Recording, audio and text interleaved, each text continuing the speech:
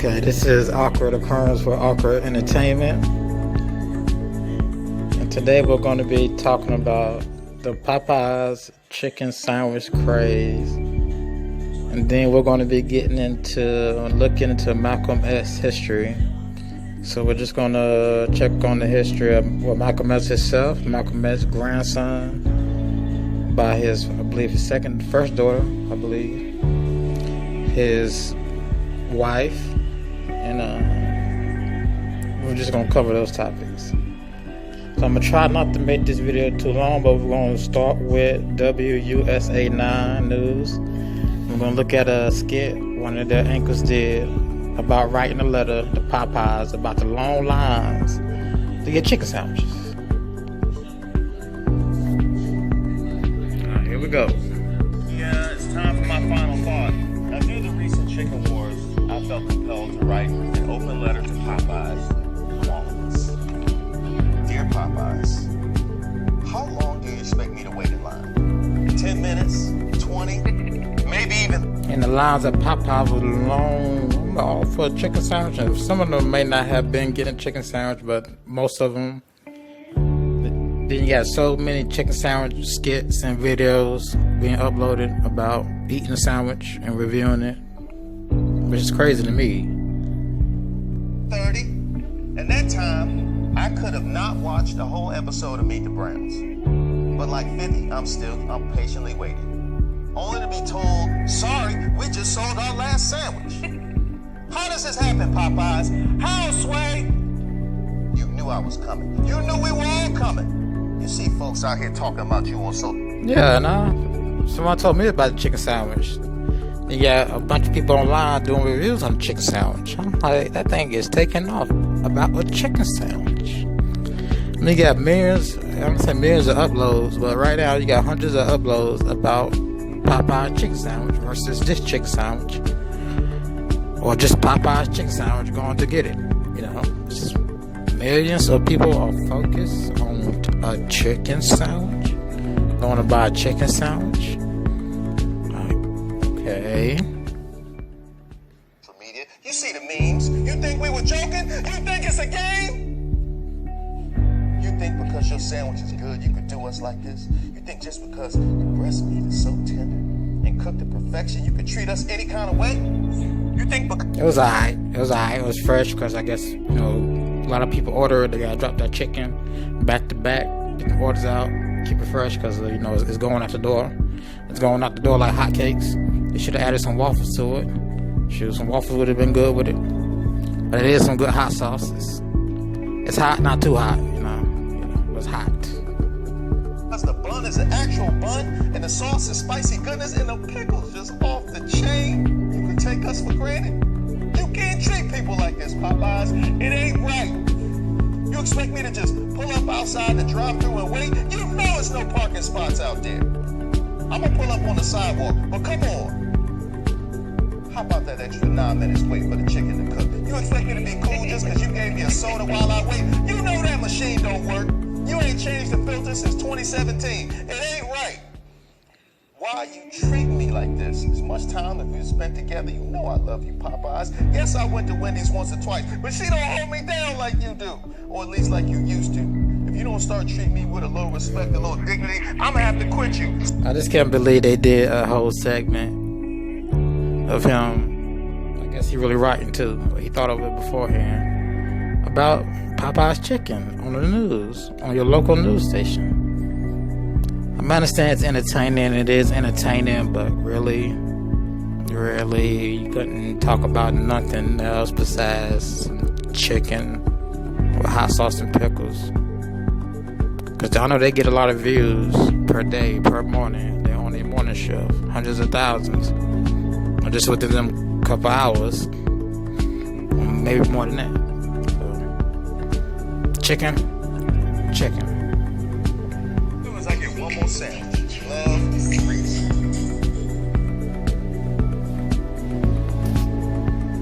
Okay.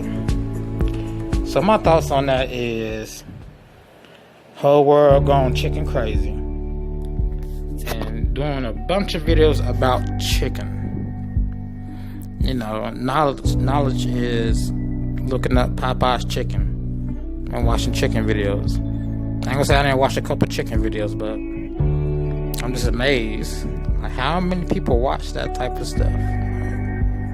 Chicken Craze? We got chicken Craze. You can make a chicken sandwich at home. It tastes just as good. It tastes better. You know what you're doing with that grease and them seasonings and that batter. Shit, to my Popeyes, your homemade chicken sandwich. You know, some boneless chicken thighs or boneless chicken breast. Cook that thing right up. Good seasoning, good batter. I mean, you're gonna beat Popeyes any day. Any day. Shoot. Okay, that's why I think of Popeyes and the Popeyes chicken sandwich.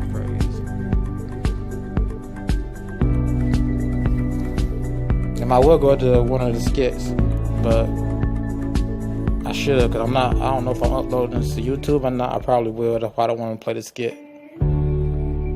They hit you with copyright for, playing this skit. Even though nothing's monetized, but yeah.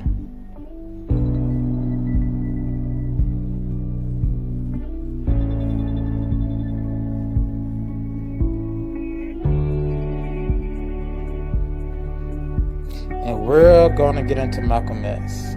Hold on.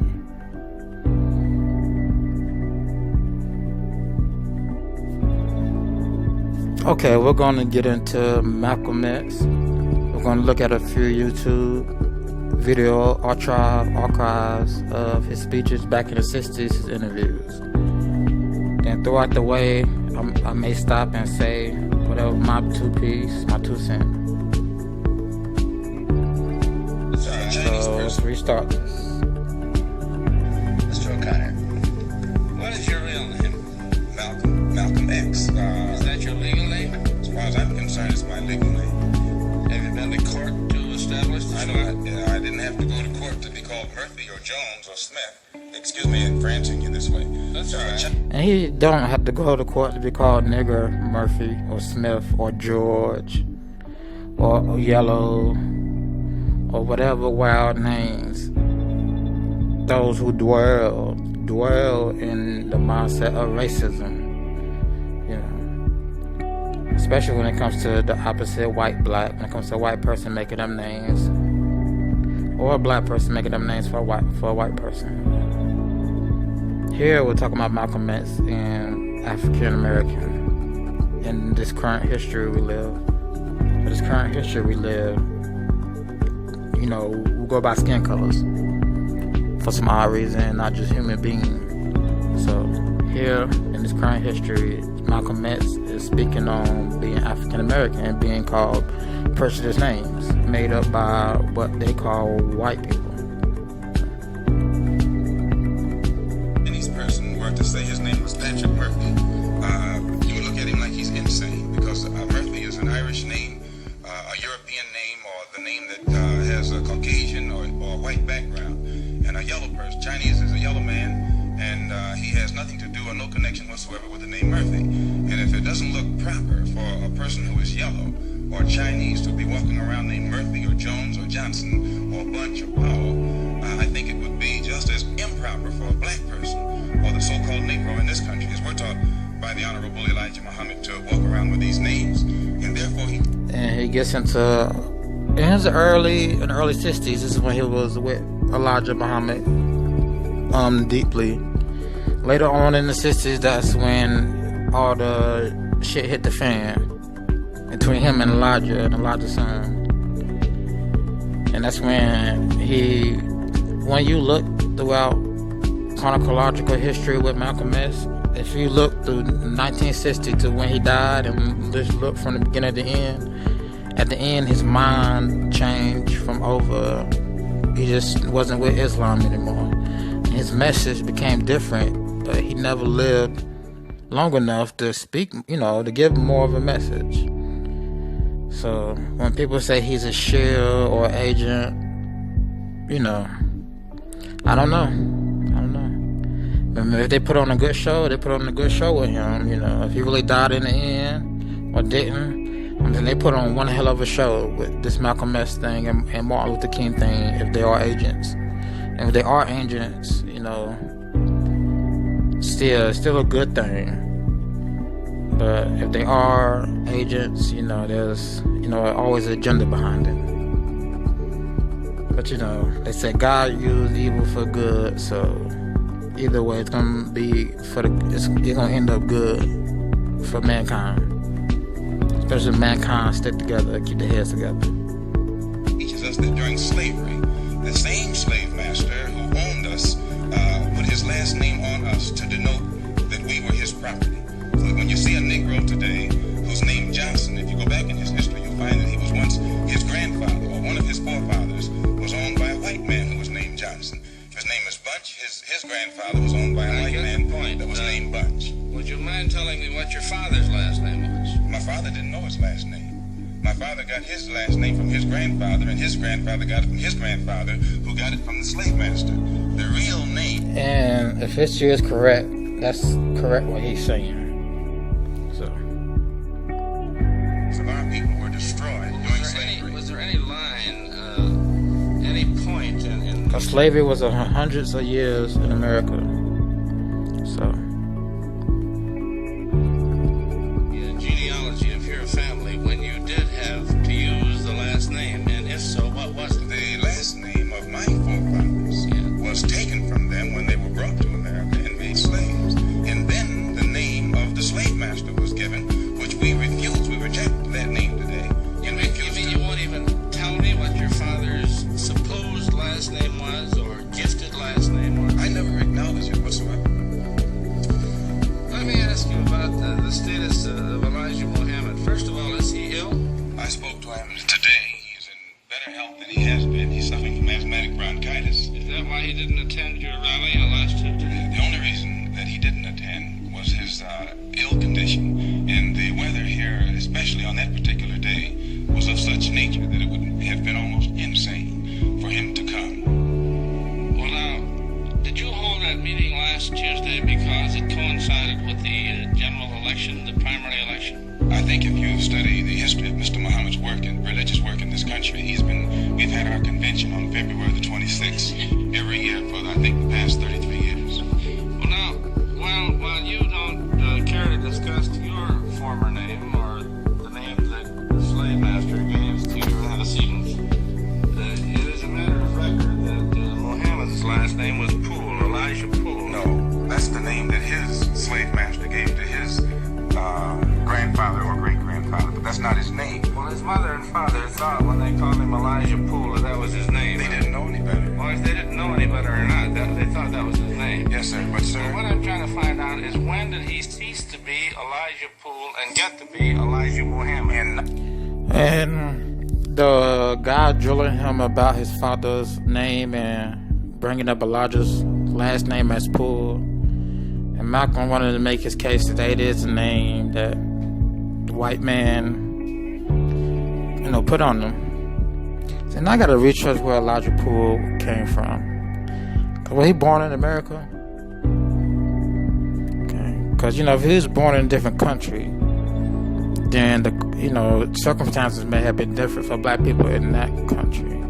But if his last name is Poole, that sounds so, European.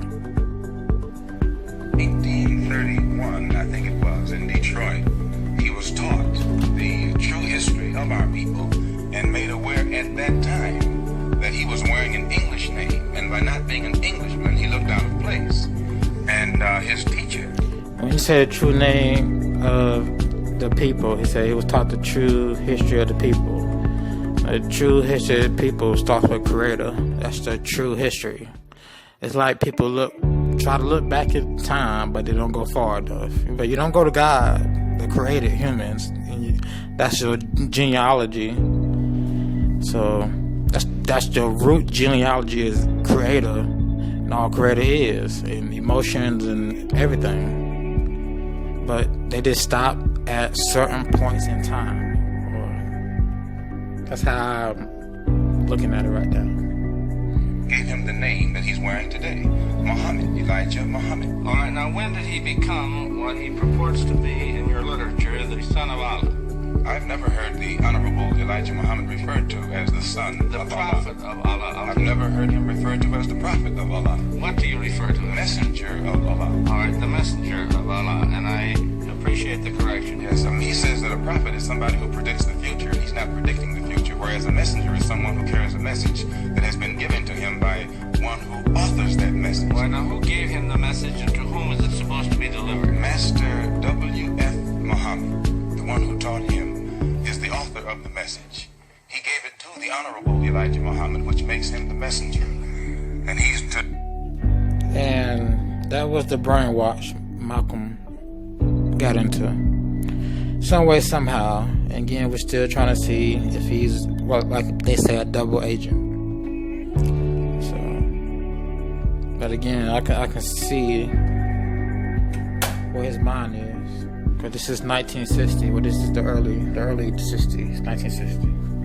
Deliver that message of truth and righteousness to the 20 million American so-called Negroes, which means he's to teach us the truth, which will awaken us, and then show us how to live a life of righteousness, which will automatically qualify us for recognition as human beings by all other righteous human beings here on this earth. Well, now, one other question.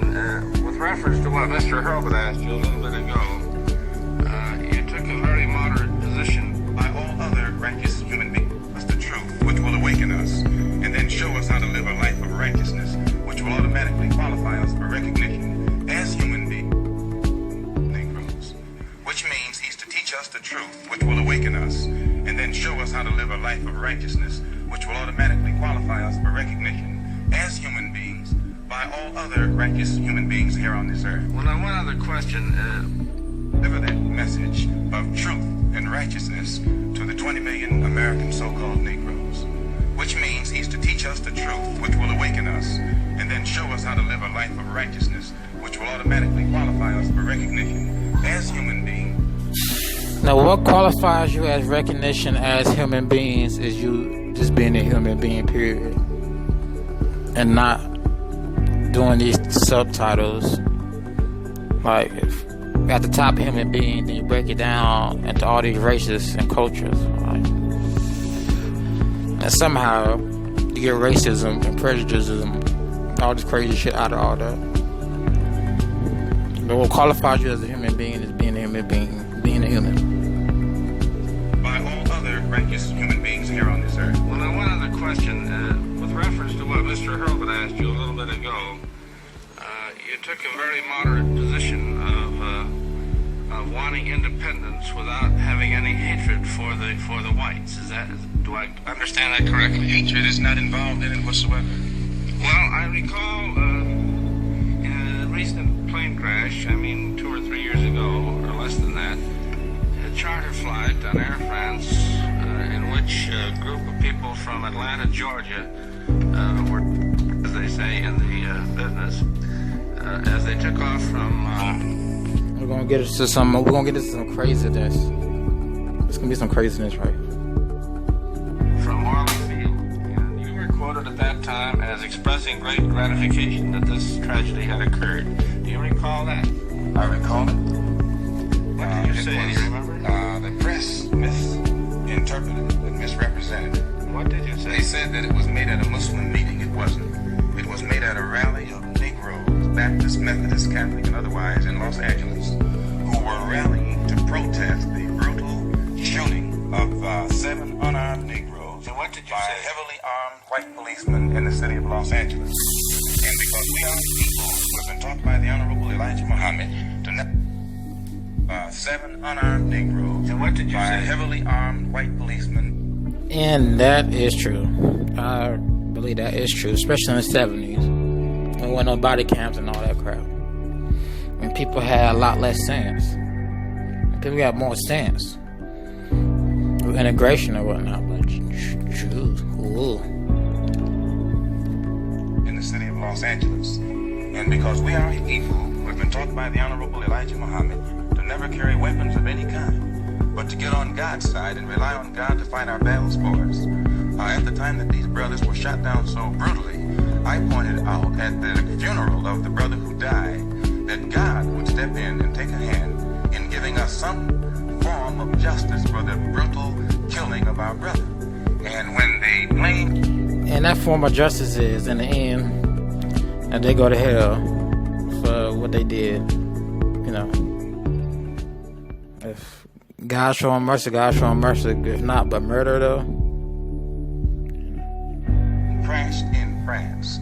I pointed out to the crowd at this rally that this was an act of God showing his wrath or complete resentment over the brutal form of injustice that had been inflicted upon our poor unarmed brothers. Will you say that, or do you Billy believe Graham, at that time, Dr. Billy Graham was at a crusade in Chicago, and the press, your papers here in this city, quoted Billy Graham of also saying that plane crash was an act of God. And if you take time to check the newspapers, I think that you'll find that this is correct. But no one thought that Billy Graham was so wrong when he attributed the crash of this plane to his God. But when we say that it comes...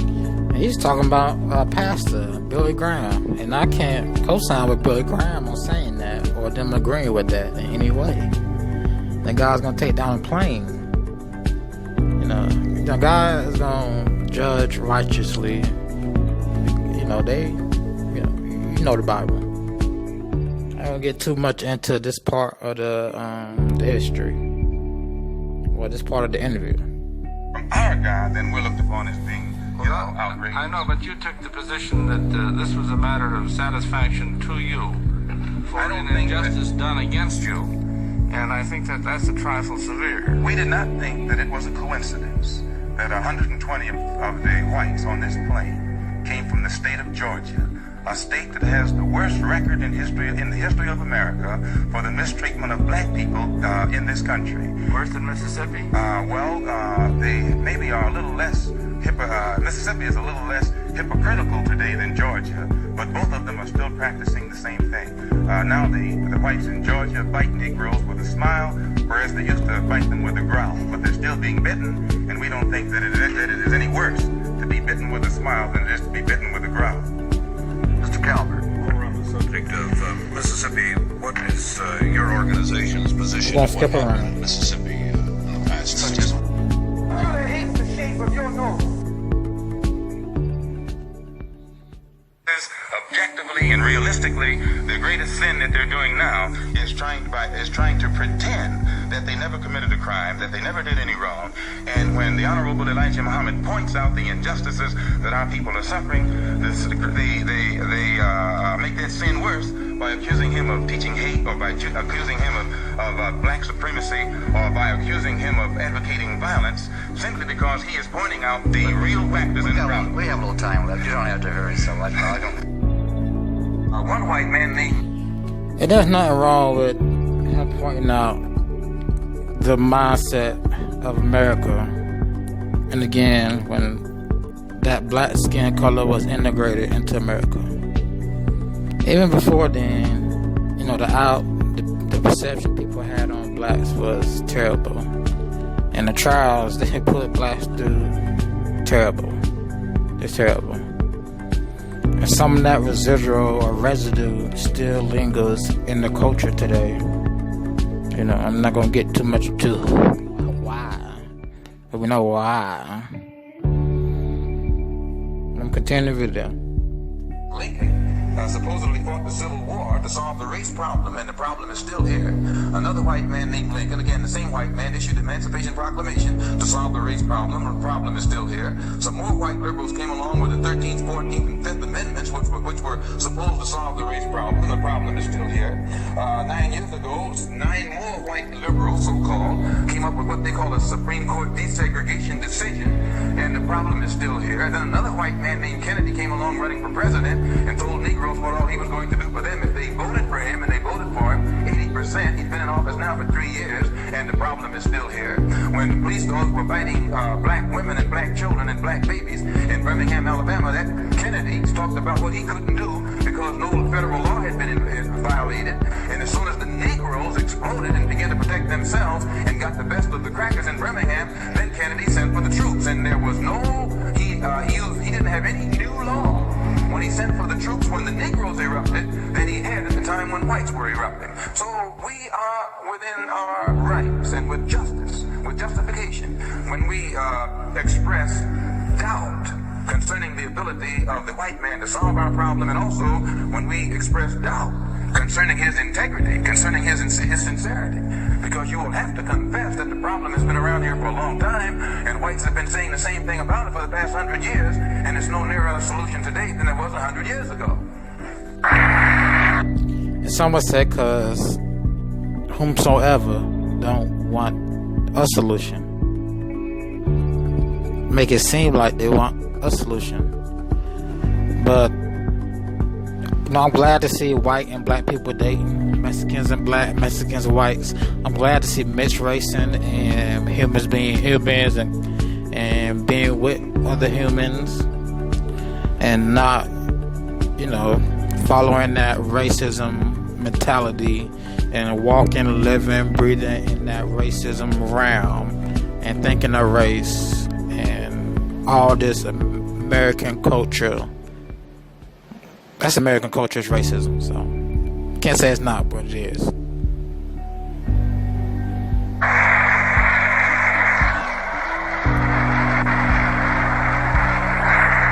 But this is a good speech. It's black and white. You can tell it's old. He's still at this point in time with Elijah Muhammad, still with the Nation of Islam. This is in the beginning. But in the beginning, it's a good message. But you'll see how he keeps saying Elijah's name if they go this far in this cut, and how the audience just start getting irritated with him, keep bringing up Elijah.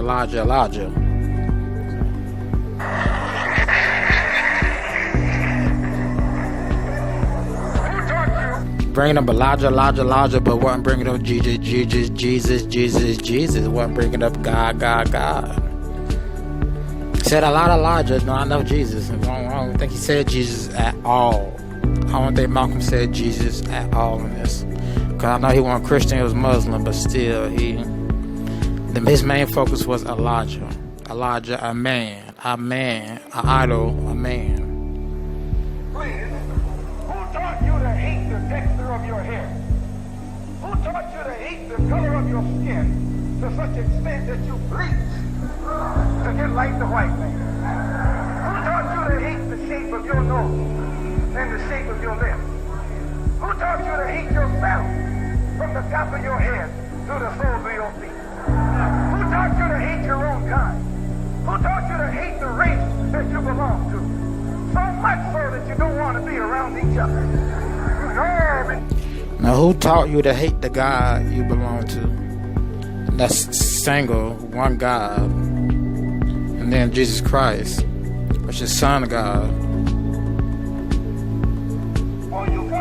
And look at that race. I understand what's going on back then and still now in some sorts.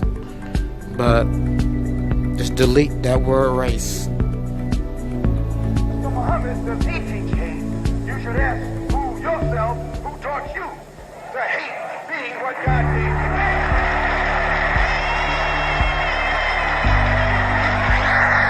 you. Well, let's just say God.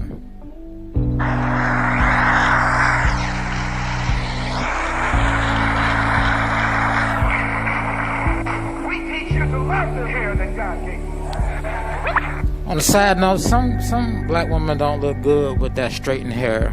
And they start straightening the hair out like a white person. Y'all know what I'm talking about. Y'all know y'all do it.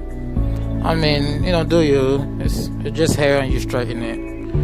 But that comes from cultural appropriation. That's when you get into race. That's the white person thing. If you get into that race round. But if you're outside of that race round, you just like how I look. You're not caring about if it's white or not. But that's where Malcolm goes in this. But in that time, I believe he was right because he was integrated into an American Western society. So of course, monkey see, monkey do, or this look good. If you're seeing this every day in magazines, on TV back in the 60s, white straight hair. I guess cultural appropriation, people of color start thinking that way and doing that because that's not the popular way to be themselves. It's not popular, But when you get out that race thing, yeah. I'm glad, it's more black advertising. No more black shows, more black this. Even though I say I'm not down with seeing race, I understand it in this society. I understand what's going on. I don't agree with it. That's why I'm against race, against looking at it. And this real truth is we're all human, and we all know this. So we ain't gotta go around doing this race thing and checking race on the books, on application or wherever we may go. It's all human. If you get in that mindset, then some of that prejudice goes away. That's why you see interracial dating, because people got a more sense of, I'm not going to judge by color. Color don't mean nothing. And Malcolm X and MLK did help. If those agents or not, what went on back then did help progress to what you see now in interracial dating, and people not having that mindset of hatred and prejudice and just being fools towards other humans for nothing. Here you way out in the middle of the ocean, can't swim, and you're worried about someone that's in the bathtub and can't swim.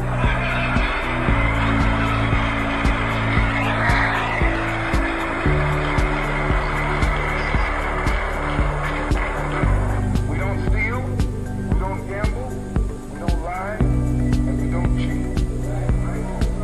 And that also... We don't steal, we don't lie, we don't gamble, we don't cheat. We was taught that as kids. Like, come on. And he says that because that's what the culture was integrated in does. Because it's monkey see, monkey do. When in Rome, do as Romans do. Even if it's a bad thing. You see the Romans doing a bad thing, and you not even from that culture. You don't have that skin color or whatnot. You're going to follow along suit. That's because you have... That has to do with sin. It goes down to sin. You see someone sinning this way, you sin the same way when you decide to get into sin. Let's get into the video. Private government of revenue. Because you can't get into a whiskey bottle without getting past the government seal. You can't open a deck of cards without getting past the government seal. There's a white man makes the whiskey and then puts you in jail for getting drunk.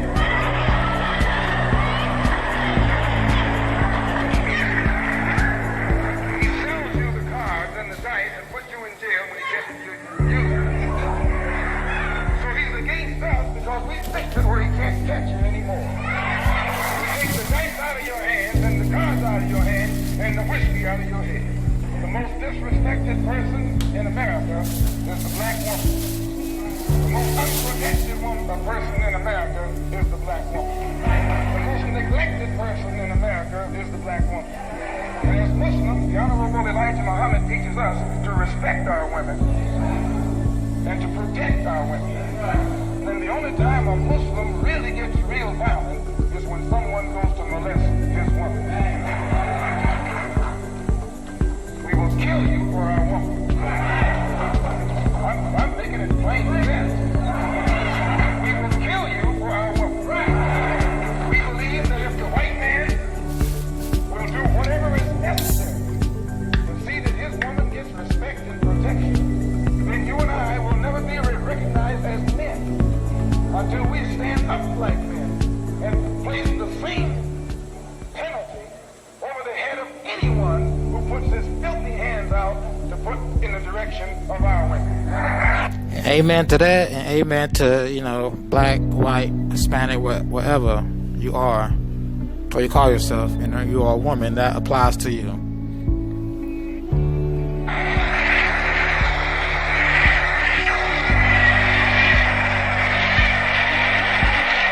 So in a broader view, no woman wants to be hit or beaten, mistreated. No man either.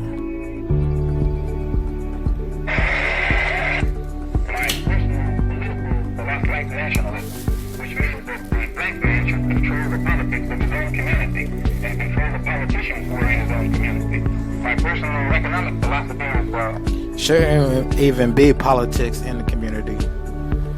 I mean, think about it. Shouldn't even be politics. Control politics. Shouldn't be politics at all in the community. There should be a community together. And people know what I mean when I say politics. But play the video. Also black nationalism, which means that the black man should have a hand in controlling the economy of the so-called Negro community. He should be developing the type of knowledge that will enable him to... If you haven't noticed, I'm for Bible nationalism. Bible nationalism. And operate the businesses and thereby be able to create employment for his own people, for his own kind.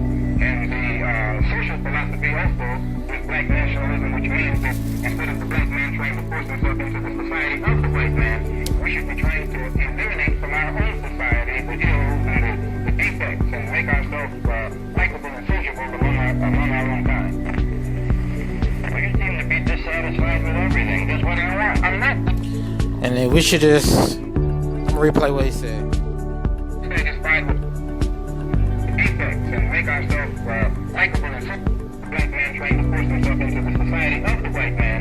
We should be trying to eliminate from our own society the ills and the defects and make ourselves likable and sociable among our own kind. Among our own kind, which is human being. I'm not going to go to that race level. I'm a Bible nationalism. Since he's a black nationalism, I'm a Bible nationalism. No, we don't believe in recognized race. We just don't.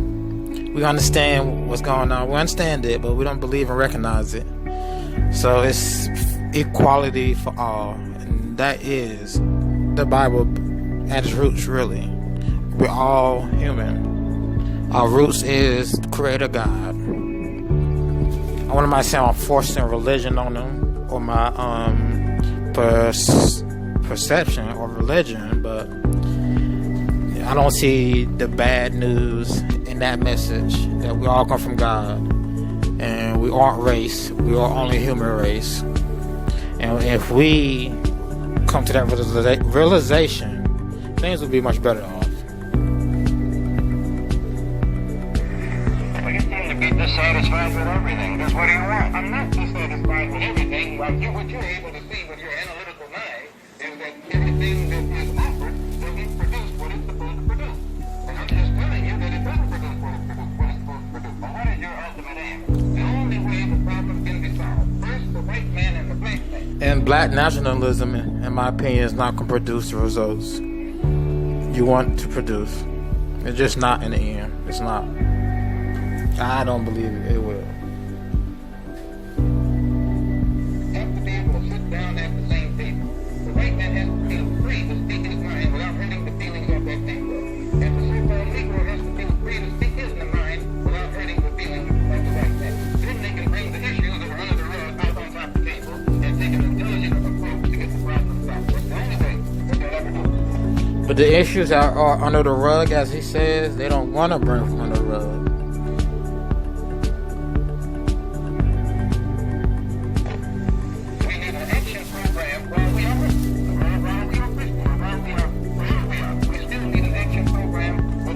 That saying sweep under the rug. They swept this under the rug.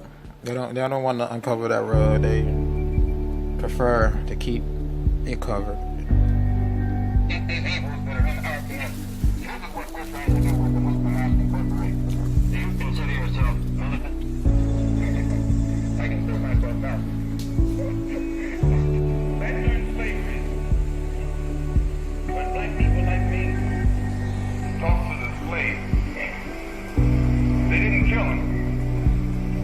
Some old house Negro along behind him to undo what he said.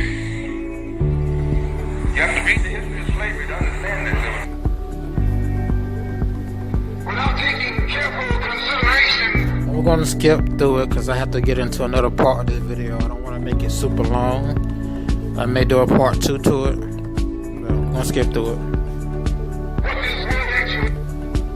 Legal discrimination. A committee. Someone killed my niece. We got a commercial here. Hey, Uncle Jack. Who sees his phone? they call the law. Well, anytime you live in a out of the 36, He was the secretary. You wanted control those types of teaching you and me from the bars and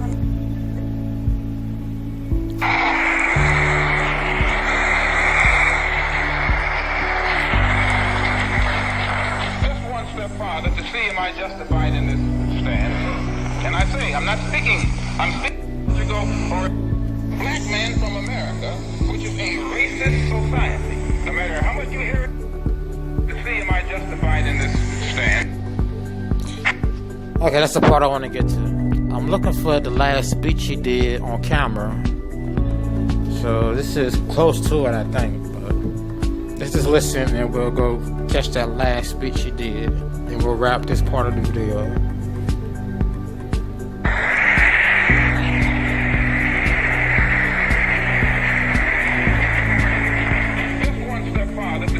Justified in this stand. And I say, I'm speaking as a black man from America, which is a racist society. No matter how much you hear it talk about democracy, it's as racist as South Africa, or as racist as Portugal, or as racist as any other racialist society on this earth. The only difference... I know South Africa was racist. You in Africa with all the niggas on the South. You gonna be racist? Nigga, y'all crazy? This is the 60s. Now, they probably still a little racist. It's the exact same mirror any country you go to that has white people. It's the exact same mirror in America. Between it and South Africa preaches separation and practices separation. America preaches integration and practices segregation. This is the only difference. They don't practice what they preach. Whereas South Africa preaches and practices the same thing. I have more respect for a man know where he stands, even if he's wrong, than the one who comes up like an angel and is nothing but a devil.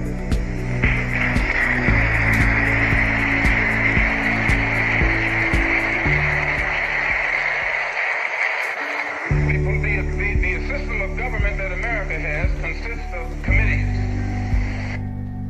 Preaching and practices segregation. This is the only difference. They don't practice what they preach. Whereas South Africa preaches and practices the same thing. I have more respect for a man who lets me know where he stands, even if he's wrong, than the one who comes up like an angel and is nothing but a devil.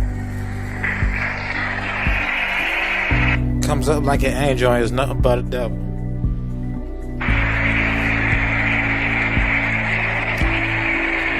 I gotta use that one.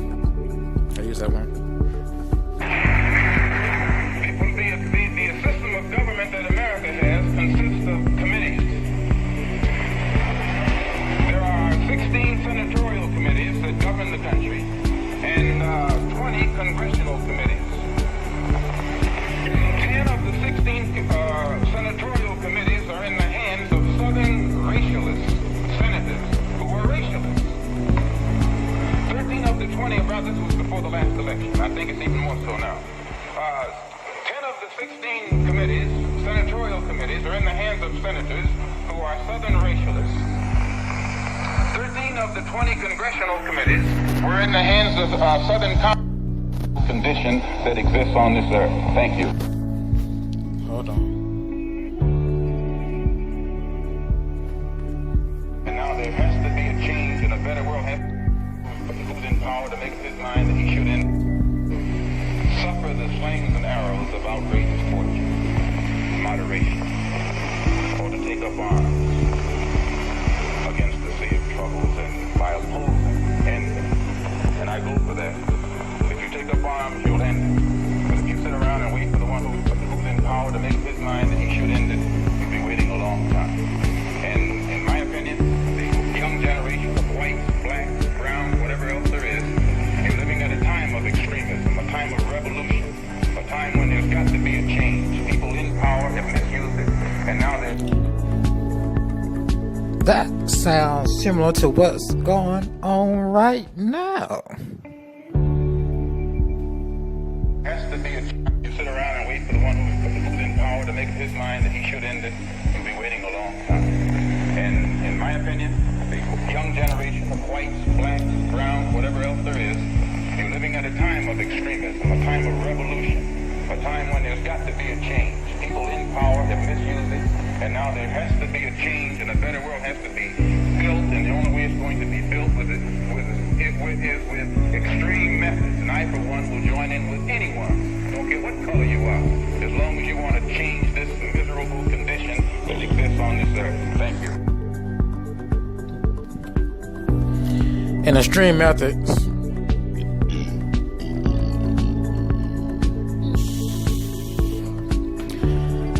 he needed put a little more context to that. Should we get into nah. I don't know what he meant by extreme methods. You don't need extreme methods to change the world. You don't. The reason Malcolm X has such a good following because he was a good speaker. That's why all the people came out to see him. I don't know how many were so-called actors out there to see him. But he was a good speaker. He spoke on and related to the crowd. He drew a lot of people who was the face of Islam. They would send him to the news stations to do all the interviews. He was trained. By trained, I mean he was in the Nation of Islam. Just like I'm a Christian, he was a Muslim. He had his standings as the NOI, Nation of Islam. Even though they have a different perception from the regular Islam.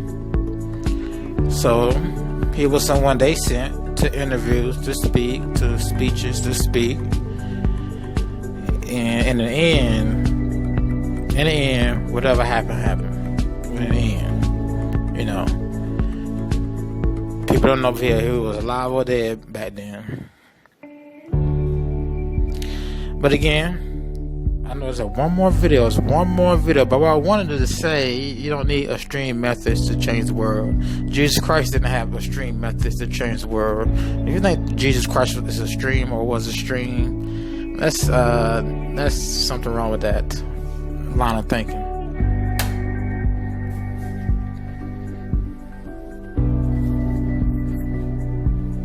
Even if you say he's not real, and I'm not going to get into that because I believe in Jesus Christ fully. I mean, even if you believe he's not real, there's nothing wrong with the message in it. But Christianity has a broader perspective than the Nation of Islam. I guarantee you that. Like Cat Williams said, when he did them jokes about picking different religions, he had to go to Rastafari and Christianity and Buddhism. Buddha looked like Rick Ross in your peripheral. Driving down the street, look in your peripheral. Like that Rick Ross? No, that's Buddha. I'm like, crazy. Okay, let me go back to that.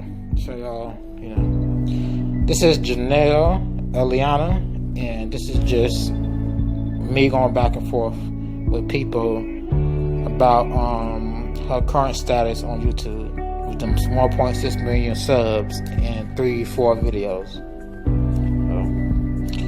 People defend her to the brink. They'll follow her to the freaking molten lava for some odd reason. They'll follow her. And a lot can't see there's something going on with her. The van life is not the problem. The 1.6 million views, subs, and probably 4 or 5 million views in 3-4 videos now. That's just astronomical, as white people say. That's just extraordinary. That's not calculating right with us.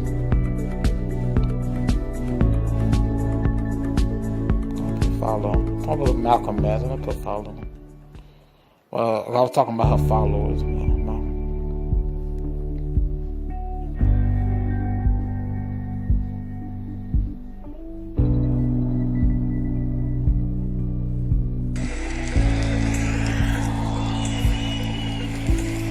I'm trying to get through this real quick.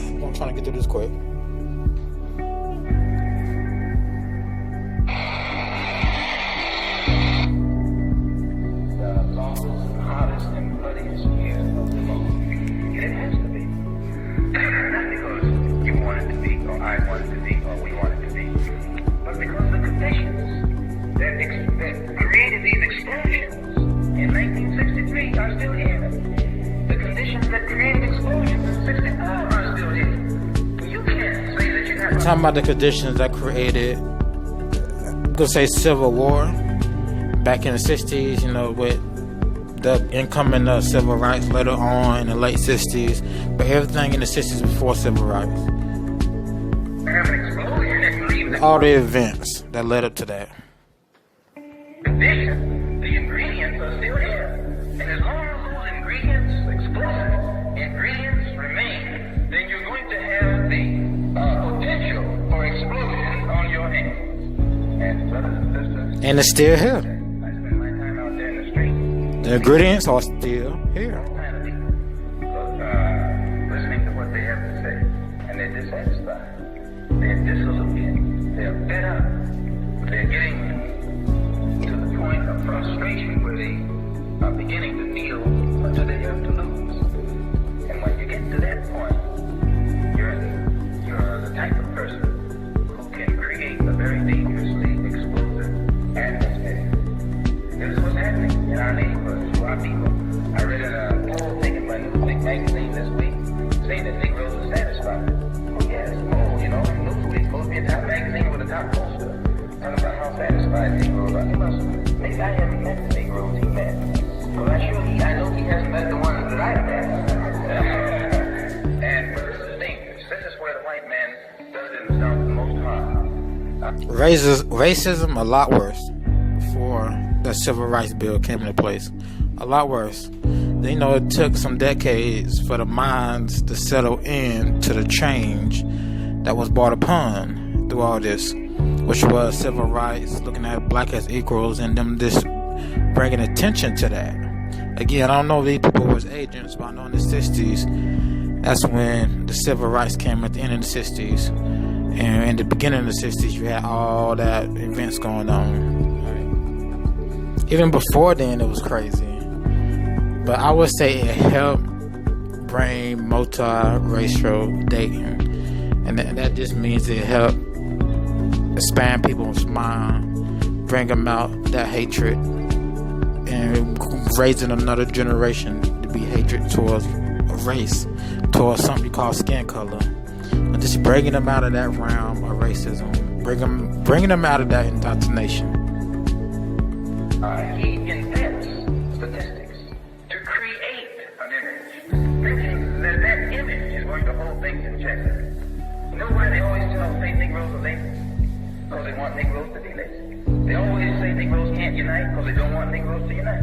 And once they put this thing in the mind, they feel that the Negro gets that into him, and he tries to fulfill that image. If you say you can't unite him, and then you come to him to unite him, he won't unite because it's been said that he's not supposed to unite. It's a cycle that they work, and it's the same way with these statistics.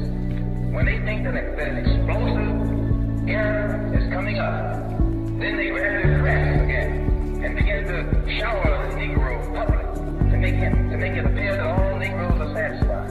And because if you know that you're dissatisfied all by yourself, or make it appear niggas are dissatisfied. You understand what he's saying? Okay. Alright, you play it cool. But you know, if all 10 of you are satisfied, you get with it. Well, this is what the man knows. The man knows that if these Negroes find out how dissatisfied they really are, and all of them, even though the time is dissatisfied, he's just playing his part for now.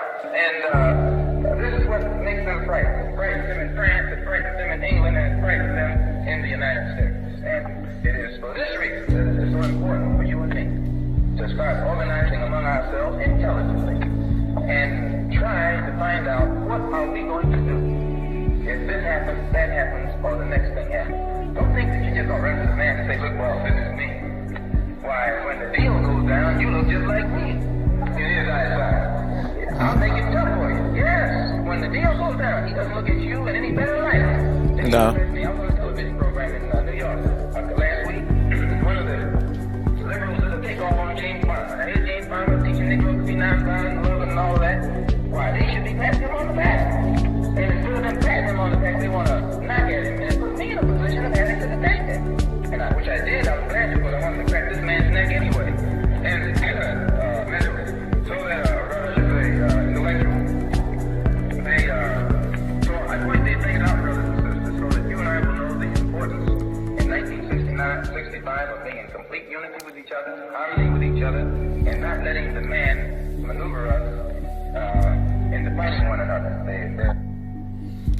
And to fighting one another, that means fighting with so-called whites, Hispanics, all these freaking different types of human beings. It kind of reminds me of all different types of transgenders and different sexes they're claiming. You can be this sex, that sex. They want to add like 50 different sexes to the list of male and female.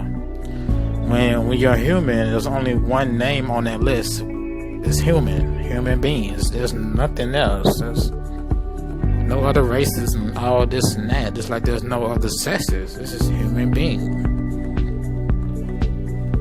There's a situation where I have been maneuvered right now between me and the Black Muslim movement, something that I really deeply regret, because I don't think anything is more destructive than two groups of black people fighting each other. But something that can't be avoided because it goes deep down beneath the surface. And in American society, that is destructive. Because again, earlier in the video, he was saying America is racial. It's a racial culture. And it is a racial culture, but throughout time, that has lessened, and people's minds have broadened, and their minds are opened up. And that so-called indoctrination of racism dissipates throughout the years. So, let's continue the video. Things will come up in the very near future. If you, I might say this before I sit down, if you recall, when I left the Black Muslim movement, I stated clearly that it wasn't my intention to even continue to be aware that they existed, or that I was going to spend my time working in the non-Muslim community. But they were fearful that if they didn't do something, that perhaps many of those who were in the mosque would leave it and follow a different direction. So they had to start doing a takeoff on me, plus they had to try and silence me because of what they know that I know. And I should think that they should know me well enough to know that they certainly can't be right. But when it does come to the right, you still it cookie. Calling like that, like somebody smoked last night. But there are some things involving the Black Muslim movement which, when they come to light, you will be shocked. Things that you have to understand where those of us in the Black Muslim movement were concerned. All of us believe 100% in the divinity of Elijah Muhammad. We believe in him. We actually believe that God had taught him. Right in Detroit, by the way, that God had taught him and all of that. And I always thought that he believed it himself. And I was shocked when I found out that he himself didn't believe it. And when that shock reached me, then I began to look everywhere else, trying to get a better understanding of the things that confront all of us so that we can get together. And he's talking about how when he left the nation, and how Elijah was sleeping with girls and getting girls pregnant, and Elijah's son comes later on when he tries to harm Malcolm. Elijah's son had a conversation with Elijah's son or something, and how Elijah was saying he was this type of God with liturgy, basically. I'm paraphrasing.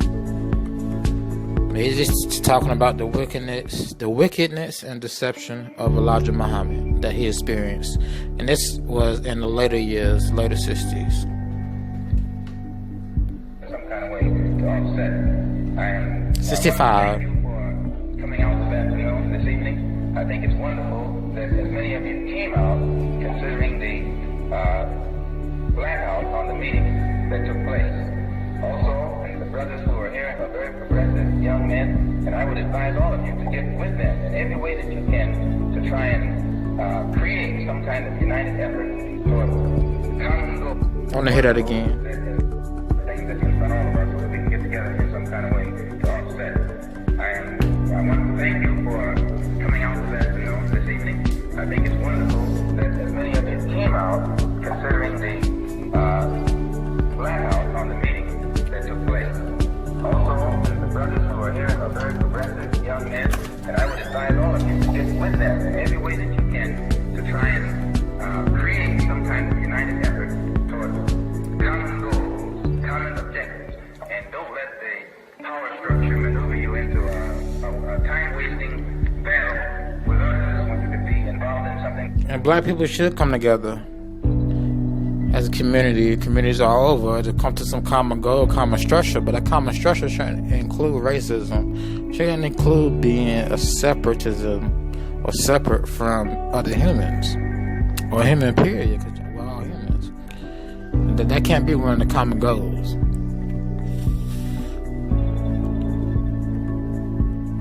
It's constructive and getting a real job done. Probably one thing I should point out to you is that once we formed our new organization, once we became identified with the Orthodox Muslim world, we also formed a group known as the Organization of Afro-American Unity, which is designed to fight all the negative political, economic, and social conditions that exist in our neighborhood. It's a non-religious organization to which anyone can... That exists in America, period. Listen to what he said again. American Unity, which is designed to fight all the negative political, economic, and social conditions that exist in our neighborhood. It's a non-religious organization to which anyone can belong who's interested in direct action. And one of our first programs is to take our problem out of the civil rights context and place it at the international level of human rights so that the entire world can have a voice in our struggle. If we keep it at civil rights, then the only place we can turn for allies is within the domestic confines of America. But when you make it a human rights struggle, it becomes international. And then you can open the door for all types of advice and support from our brothers in Africa, Latin America, Asia, and elsewhere. So it's very, very important. That's our international aim.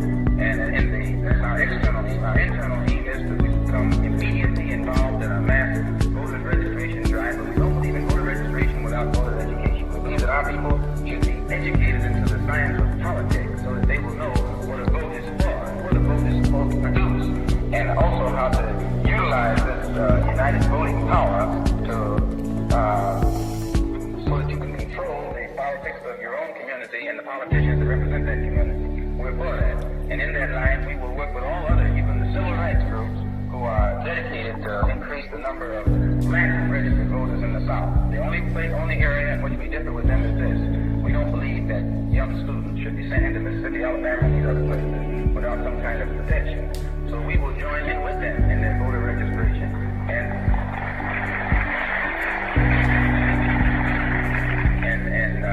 help train brothers in the army. As Dred would say, and I would say myself, voter registration, you want to vote in a system that's been set up.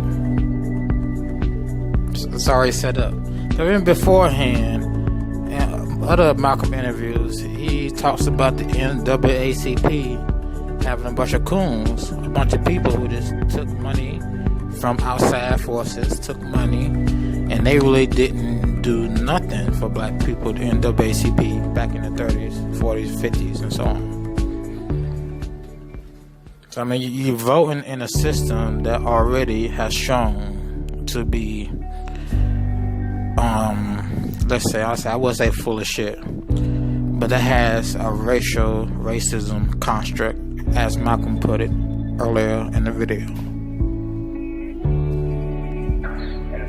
In the arts that are necessary in this day and age to enable one to continue his existence upon this earth.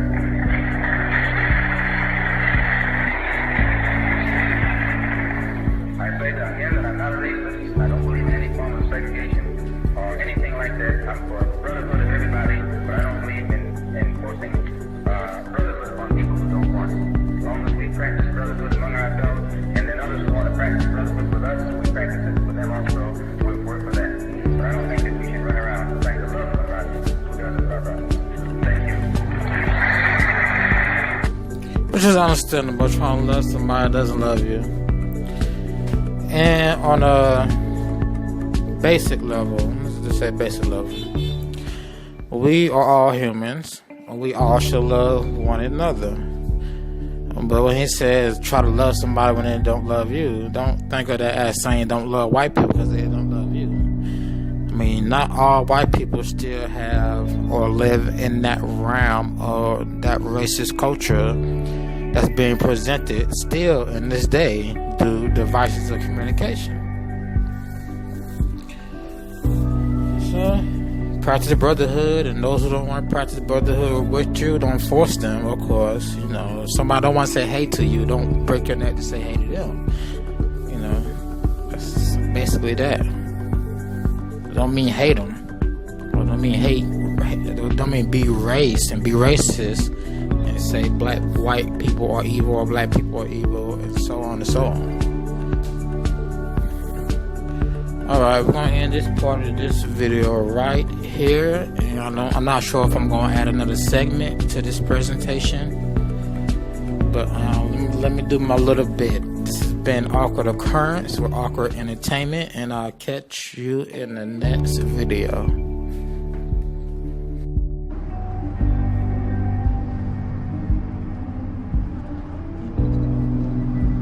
I know this bridge. This place is real, isn't it? Yeah, I cross it every day to get to the college. Never recreate places from your memory. Always imagine new places. You gotta draw from stuff you know, right? Only use details, a street lamp or a phone booth, never entire areas. Why not? Because building a dream from your memory is the easiest way to lose your grasp on what's real and what is a dream. Is that what happened to you? This has nothing to do with you, understand? Is that why you need me to build your dreams? Get off of it. Back up. Hey! Back up! Bob! Get off! Bob! Let me go! Let me go!